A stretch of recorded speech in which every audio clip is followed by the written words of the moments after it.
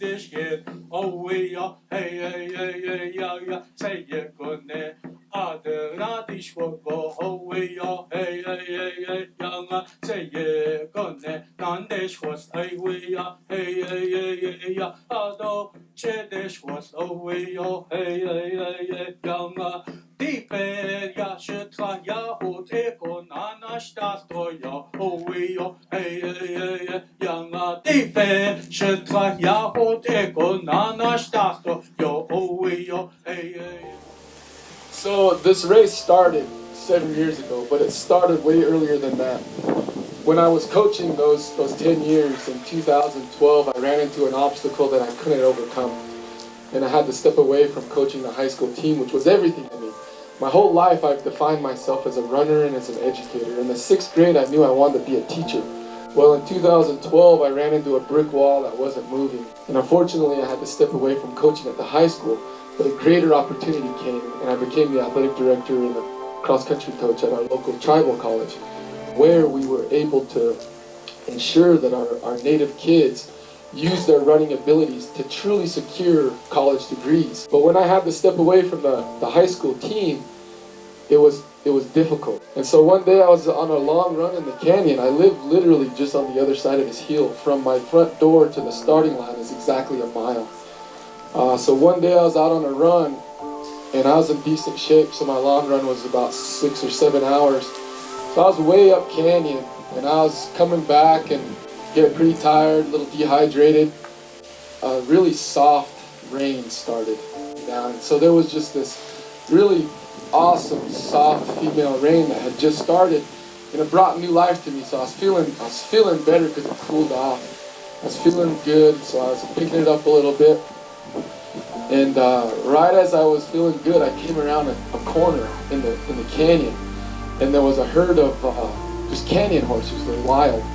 The wild ones don't have any brands or anything on them. And it was about midsummer, and the pack took off in front of me. I spooked them and they took off. Well, in the canyon, there's nowhere to go but straight down the canyon or straight up the canyon. There's walls on both sides. And so they were just running down the wash, and there was a colt that was born that spring, just a baby horse. And wild horses, when you chase them, they put the colts in the center and the mares up front and the studs in the back to defend them. And so as we ran down the canyon, about a mile later, the one colt in the center was getting tired. It was a baby. And it was running in the sand and it was slowing down, so I was catching the herd. Well, as the colt got more and more tired, the whole herd slowed with it. And as I approached it, the whole herd, it was like one of those moments where like you forget about time, place, your fatigue, your hunger, your dehydration. Now it's just the herd started to open up and split, and it exposed the colt in the middle. And it felt like they truly accepted me into the herd. I ran inside of the herd, and we ran together all the way to the mouth of the canyon. And it was like there was an imaginary line, but it was very real to those horses. When we got to that point in the canyon, all the horses just stopped. And this was after maybe a mile and a half, 2 miles. I don't even know how long it was, but we were all just running together. When you're running in the canyon and there's horses, right, wild horses running, that's a powerful experience. I mean, it was like connection at the highest level, and we were just running. It was an amazing experience, and there was just this line that was very real to them. When they got there, they stopped, and I kept going, and I turned back, and it was like they were shoulder to shoulder, just looking at me with their ears pointing right at me. And I turned around, and I was looking at them, and it was like, whoa, what just happened? That was like a life-changing experience. So I turned around right there and ran that last mile and a half home. And I was just thinking, how I feel selfish for doing this all the time. How do I share this experience because it was so powerful? Well, that's where the idea of doing this race came to play. And I figured if I could do this race in the canyon that's never been done before, I didn't even know if it was possible because you need to have a Navajo guide to go into this canyon. So I just started asking. I went to the park and asked the superintendent at the time. He's like, "Yeah, let's do it." Year and a half later, we had the very first race, and then all the profits, I was able to go back and support the team that I had to step away from, and that was the most gratifying, to be able to go back. And we've even given scholarships to help kids pay for their tuition in college or buy books and things like that. So I'm very humbled by your support and being here to be able to support this. So I appreciate your efforts and your support enormously, and that's how this race came to be. And so I'm very, very, very thankful.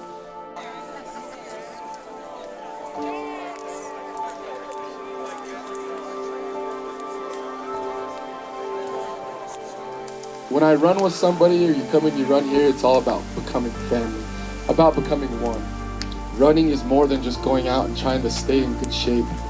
Running in the Navajo Way has three very specific meanings. The first meaning is it's a form of prayer. And when we start to run in the morning, we're taught to run at the sunrise.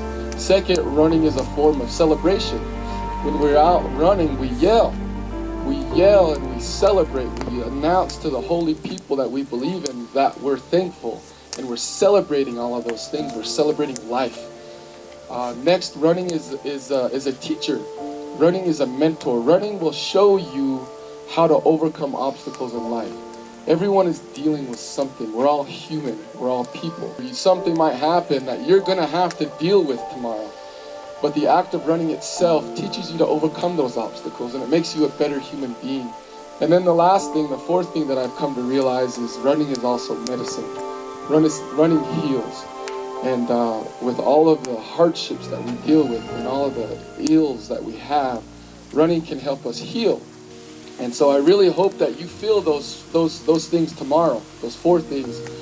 But I think that you'll also feel those three physical feelings tomorrow. I truly hope you feel physically tied to the canyon, to our people, to our ancestors, to our culture tomorrow.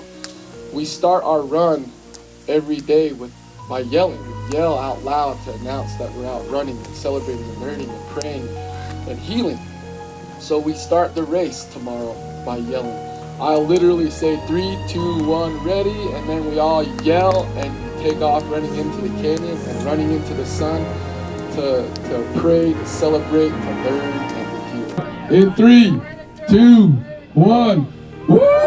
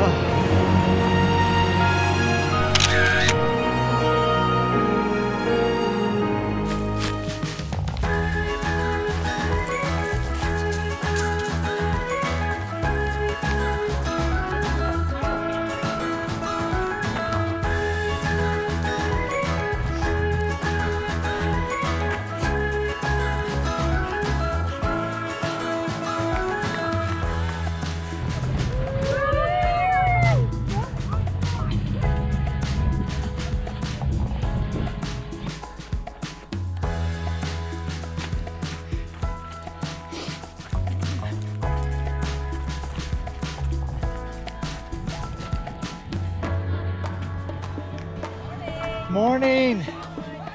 Good, how are you guys?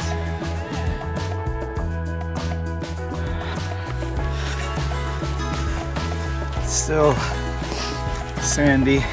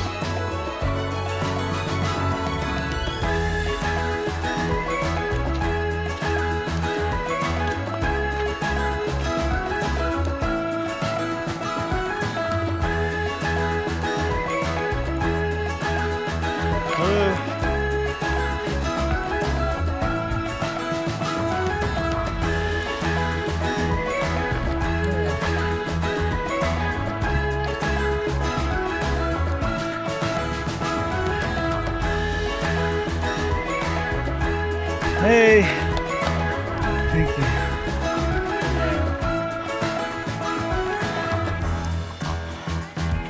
Oh, well, that's not pickle juice. This is.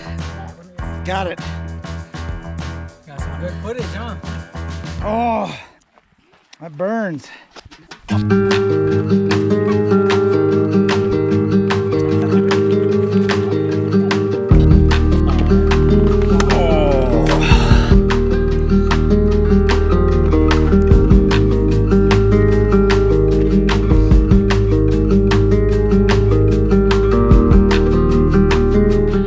And a half miles in, probably just gonna walk it out for the rest of the time unless I get a second wind or my legs stop hurting. Last night I did not feel good, had diarrhea, had diarrhea this morning, had to stop along the trail. But if I would have felt this morning the way I felt last night, I don't think I would have started. I felt a lot better this morning, but still have not felt super great. So, just plugging along.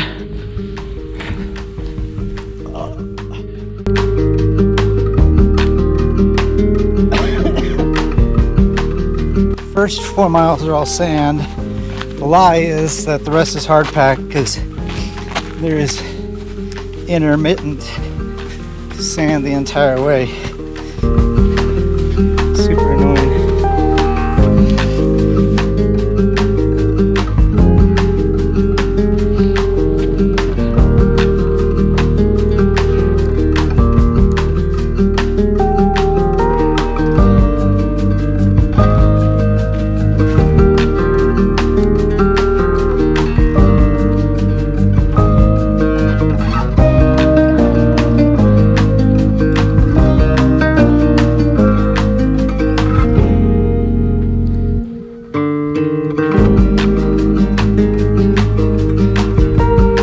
Alright, we are in the sand, the last bit, super annoying.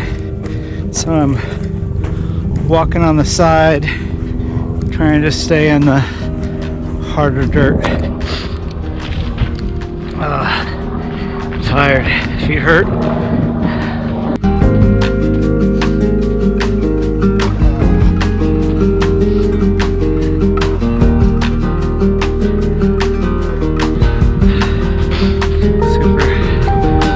Way to end.